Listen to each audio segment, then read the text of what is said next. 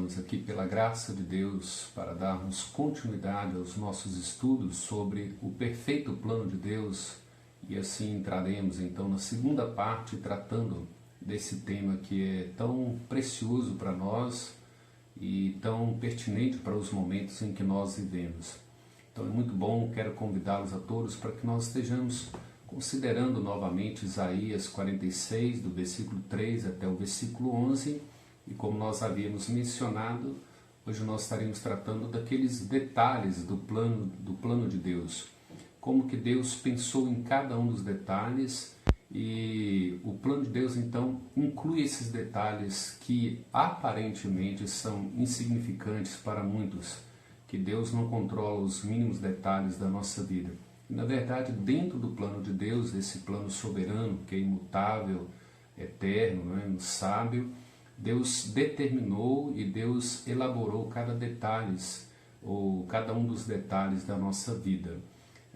Esse plano exclui toda e qualquer tipo de coincidência, ou aquilo que as pessoas chamam de sorte, ou de mero destino, ou aleatoriamente chamando de acasos. Então o plano de Deus exclui essas coisas.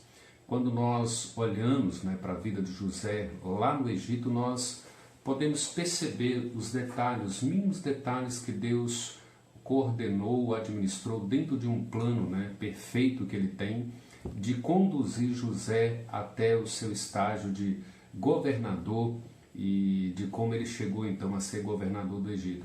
Lembre-se quando o pai de José dá a ordem para que ele vá em busca de seus irmãos, e ele não encontrava seus irmãos, e no meio do caminho, num campo, ele se encontra com um homem, e esse homem explica para ele para onde os seus irmãos haviam ido.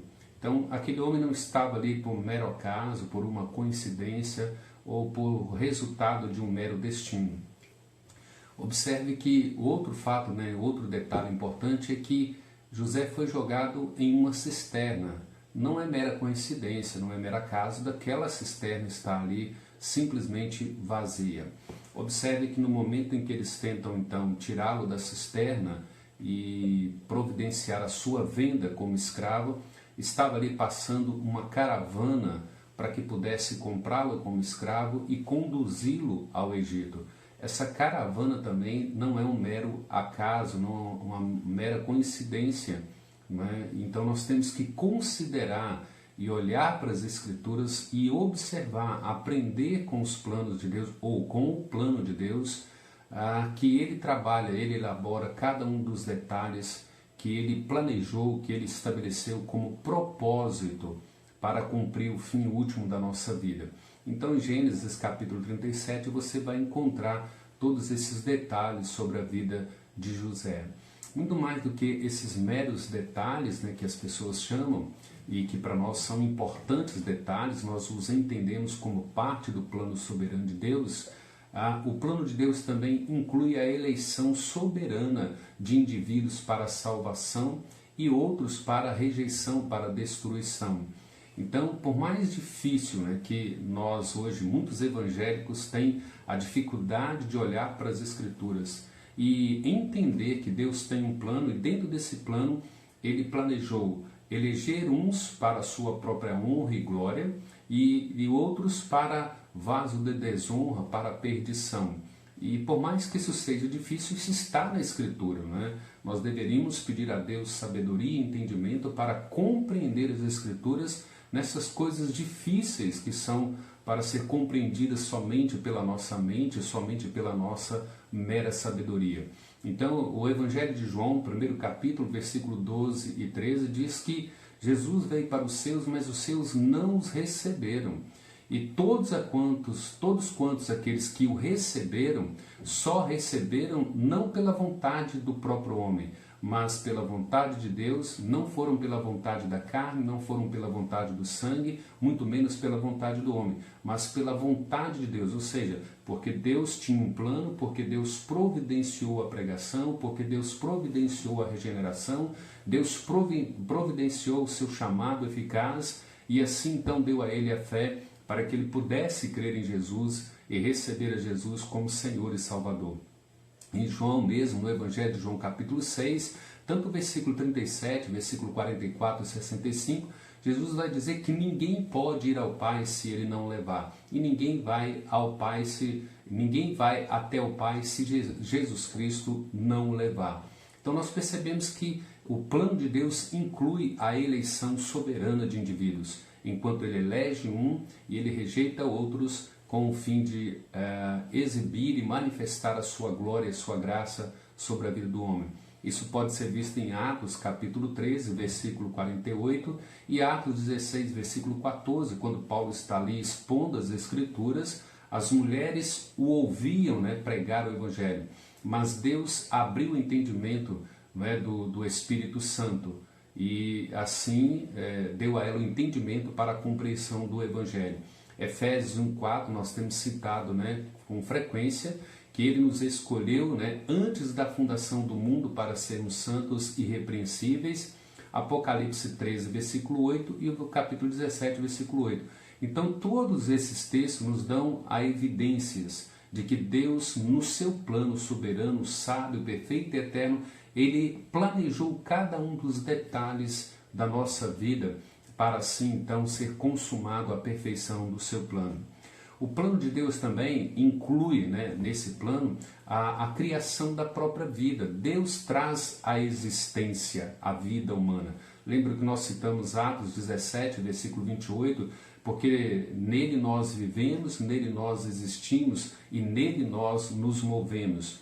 O desígnio e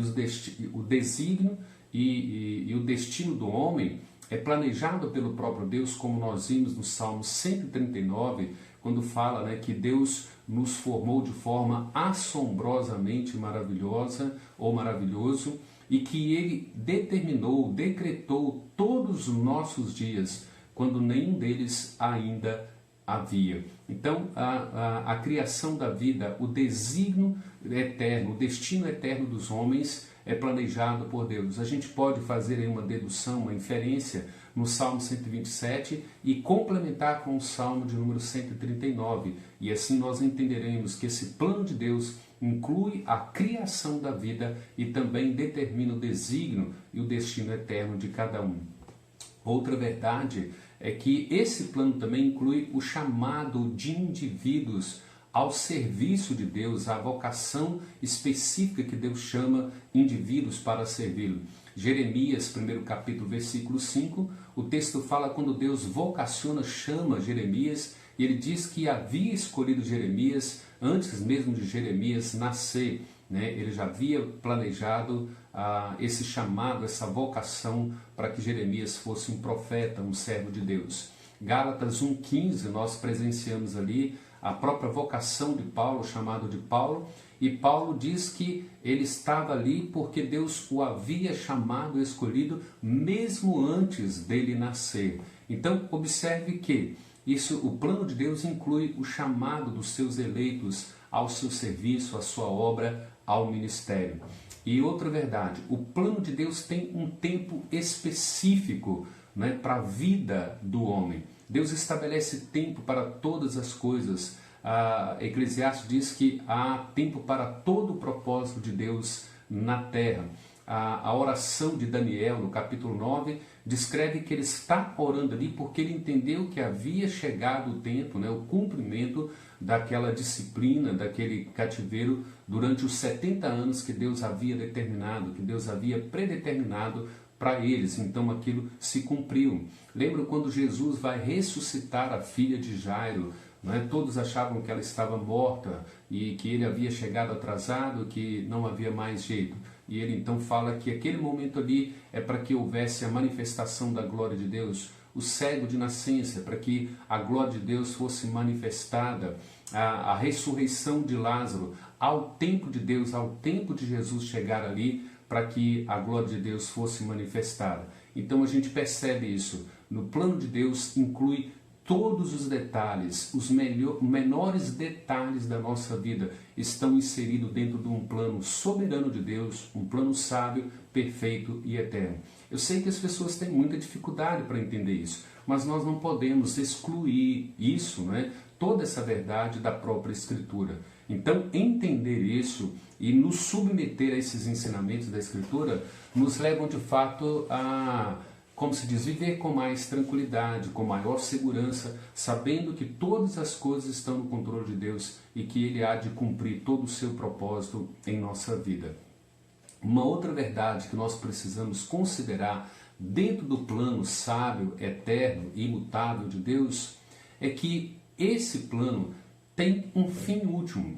Às vezes a nossa maior dificuldade para entender os mínimos detalhes dentro do plano, né, soberano de Deus, de nos curvar diante do plano de Deus, de entender que a nossa vida foi determinada, né, cada um dos dias determinados, escritos por Deus, porque nós não conseguimos olhar para o fim último desse plano soberano, desse plano sábio. O fim último de todas as coisas é a glória de Deus.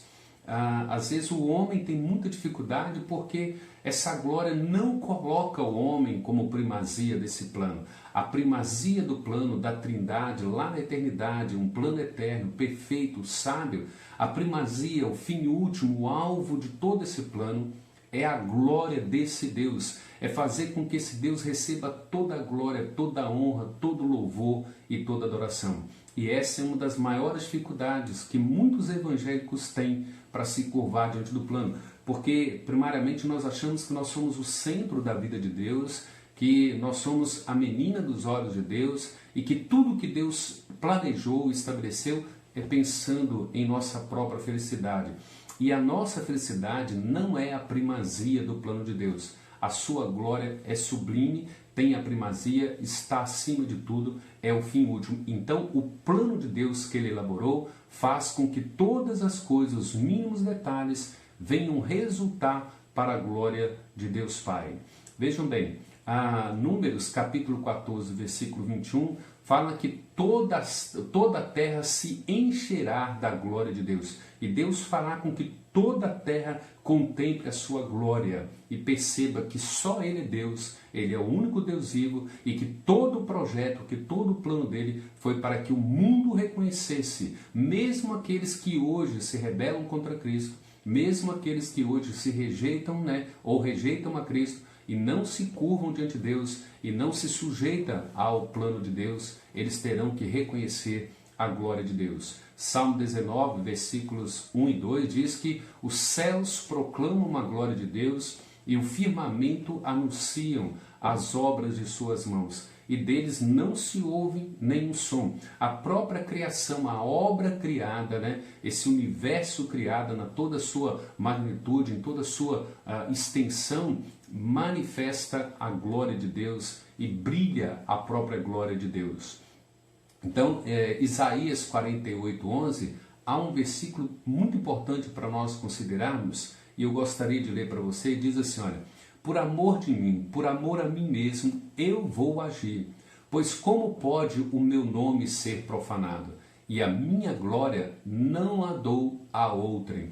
Então, observe que Deus está exortando o povo, dizendo assim: a minha glória não será dada a ninguém. Somente a minha glória precisa ser, né, exibida e ter a primazia em todo o meu plano, em todos os meus projetos, nos mínimos detalhes da nossa vida. E aí ele vai dizer assim, lá em Apocalipse capítulo 4, versículo 11: digno és tu, nosso Senhor e nosso Deus, para receber a honra, a glória e o poder. Por quê? Ele vai dizer assim: tudo tu criaste, e por tua ordem, por tua palavra, todas as coisas vieram a existir. Então, observe isso. Está reconhecendo que todas as coisas criadas, elas foram trazidas à existência para a glória de Deus Pai, para que tudo isso apontasse para a glória de Deus Pai. Então, a minha vida, o meu sofrimento, a minha felicidade, as minhas vitórias, as minhas lutas, as minhas derrotas, a minha enfermidade, a minha cura, tudo isso deve brilhar a glória de Deus, deve resultar a glória de Deus e deve tributar a Deus toda a honra e toda a glória.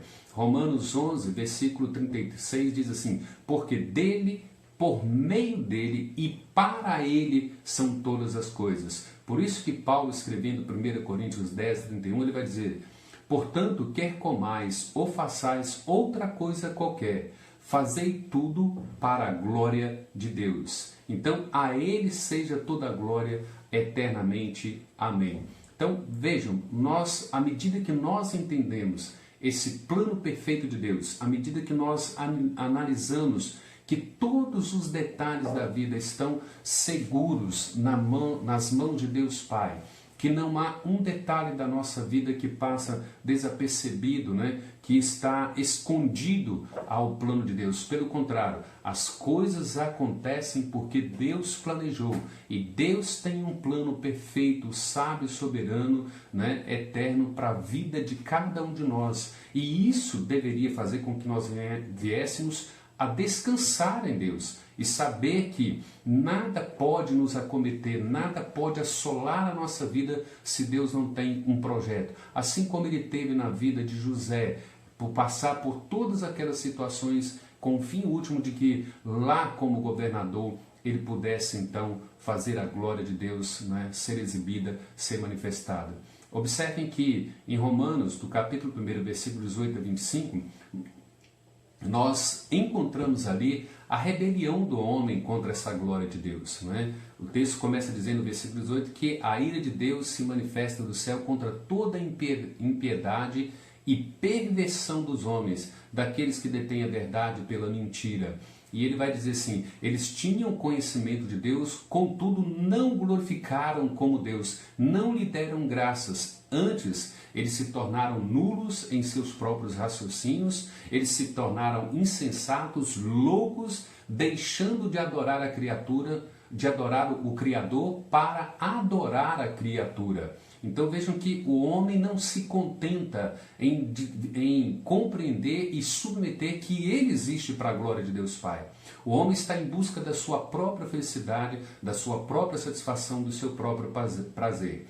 Então, chegando ao final aqui, nós entendemos o seguinte: é um erro tornar a felicidade do homem como objetivo do plano de Deus primário. Deus não tem a primazia de colocar a felicidade do homem como a primazia do seu plano. Pelo contrário, o dia em que o homem entender que a primazia é a glória de Deus, que é a honra ao nome de Deus, então ele terá o maior benefício da sua vida. Ele encontrará gozo em Deus, ele encontrará satisfação em Deus. A primeira pergunta do nosso catecismo diz assim: qual é o fim principal e supremo do homem? Glorificar a Deus e gozá-lo para sempre. Salmo 37:4 diz assim: agrada-te do Senhor, viva para o Senhor, exista para o Senhor, e esse Deus, Ele com o seu ser, com a sua glória, satisfará o seu coração. Então nós encontramos felicidade